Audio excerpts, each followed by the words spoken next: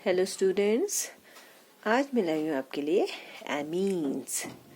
तो एमीन्स क्या होते हैं? अमोनिया के एल्किल व्युत्पन्न। ठीक है, आपको याद रखना है एमीन्स जो है अमोनिया के एल्किल व्युत्पन्न होते हैं। तो कैसे देखो, ये है अमोनिया क्या होता है NH3, ये रहा हमारा। ठीक है, जब इस अमोनिया में से एक हाइड्रोजन जो है रिप्लेस होता है एक एल्किल ग्रुप से, तो आपको मिलता है प्राथमिक एमीन।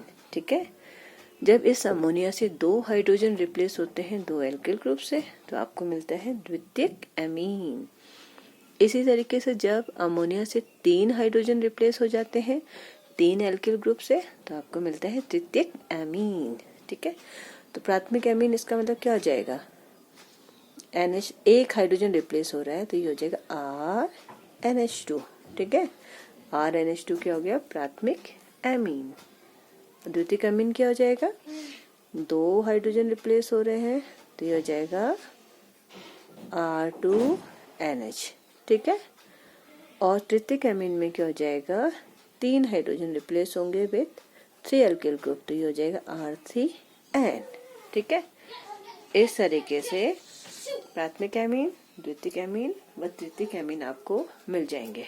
ठीक है, अब इनके जरा क्रियात्मक समूह हम देखें तो प्राथमिक एमीन का जो क्रियात्मक समूह है क्या हो जाएगा? बताओ तो जरा। NH2 यहाँ से दिख रहा है आपको? प्राथमिक एमीन का जो क्रियात्मक समूह है आपका क्या हो जाएगा? NH2। ठीक है, द्वितीयक एमीन का क्रियात्मक समूह क्या हो जाएगा? NH। क्या हो जाएगा? NH। इसी तरीके से तृतीयक एमीन का जो है क्रियात्मक समूह क्या आ जाएगा? N। ठीक है, ये आपको ध्यान रखना है।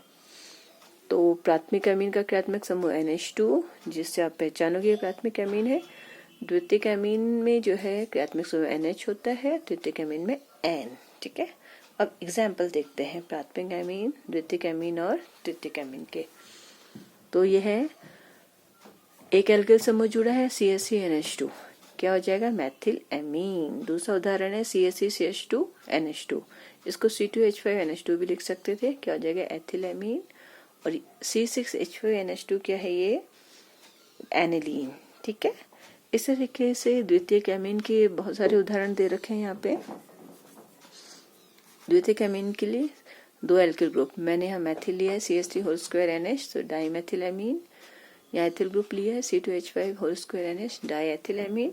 और ये है C6H5NH, डाइफेनिल एमीन। इसी तरीके से आप टर्शियरी एमीन का भी उदाहरण देख सकते हैं। ट्राइमेथिल एमीन CH3N, ट्राइएथिल एमीन C2H5N और ट्राइफेनिल एमीन C6H5N। ठीक है, अब इनका हम तीनों का जनरल फॉर्मूला देखेंगे तो ये आएगा CnH2n+3n। मीन्स कार्बन जितने हैं हाइड्रोजन उसके दुगने में 3 जोड़ के प्राप्त होता है और n भी लगेगा। ठीक है, किसी को भी उठा के देख लो। जैसे ये है, हमने मैथिल एमीन को देखेंगे, यहाँ पे कार्बन 1 है, हाइड्रोजन कितने? 3 2 5, तो मीन्स 1 का दुगना हुआ 2, 2 में 3 जोड़ा 3 2 5 हो गया। तो इसके अकॉर्डिंग हो रहा है ये। इस वाले को देखो, सेकेंडरी अमीन को, हाइड्रोजन कितने हैं? 3 दूनी 6 और 1 7। ठीक है, हाइड्रोजन कितने हैं इसमें?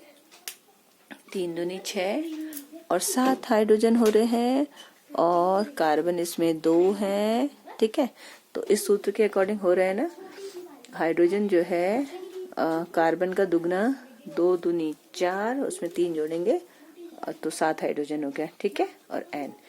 इसी तरीके से ट्राइमेथिल एमीन में भी देखो, यहाँ पे कितने कार्बन है? 3 कार्बन है, हाइड्रोजन देखो कितने हैं? 3 3 9 हाइड्रोजन हो रहे हैं। इस सूत्र के अकॉर्डिंग देखो ये भी हो रहा है।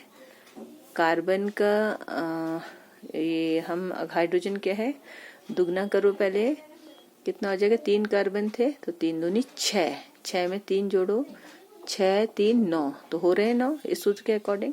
तो इसीलिए जो आपके तीनों जो एमीन्स होते हैं, प्राथमिक, द्वितीयक और तृतीयक क्या होते हैं? ये आइसोमर्स होते हैं। ठीक है, primary, secondary and tertiary amines क्या होते हैं? आइसोमर्स होते हैं, क्योंकि उनका जो जनरल फॉर्मूला है वो क्या होता है? सेम होता है। क्या होता है ये?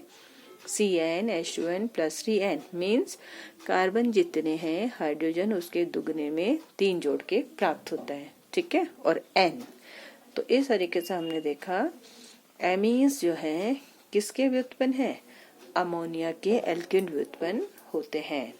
तो बहुत इम्पोर्टेंट है प्राथमिक द्वितीयक व तृतीयक एल्कीन आपको पता, एमीन आपको पता होना चाहिए। प्राथमिक एमीन का क्रियात्मक समूह NH2, द्वितीयक का है NH और तृतीयक का क्या है N। तो इनके उदाहरण भी आपको पता होना चाहिए, 1 नंबर में पूछे जा सकते हैं। प्राथमिक एमीन का उदाहरण क्या है, द्वितीयक का क्या है और तृतीयक का क्या है, ठीक है।